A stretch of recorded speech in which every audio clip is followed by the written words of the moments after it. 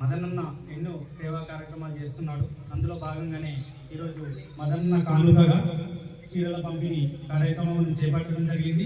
అలాగే ఇంతకు ముందు కూడా స్కూల్లో బెంచెస్, స్కూల్కి సంబంధించిన పెయింటు, వాటర్ రాని వాళ్ళ పైప్ లైన్లు, అలాంటి ఎన్నో సేవా కార్యక్రమాలు చేస్తున్నాం. కాబట్టి సరే, యువత అనేది ఆదర్శంగా తీసుకొని అందరూ సపోర్టివ్గా అందరూ కలిసిమెలిసి యువత కలిసిమెలిసి పనిచేస్తే మన విలేజ్ అనేది డెవలప్ చెందుతుంది. కాబట్టి ప్రతి విషయాన్ని కూడా అందరూ సహకరించి, సరే ఏ పని చేసినా వాళ్ళకి మేము సహకరిస్తాం. అందరం సహకారంతో సద్దల్పూర్ అనేది డెవలప్మెంట్ అనేది చేసుకుంటే అది మన ఊరికే గొప్పగా ఉంటుంది.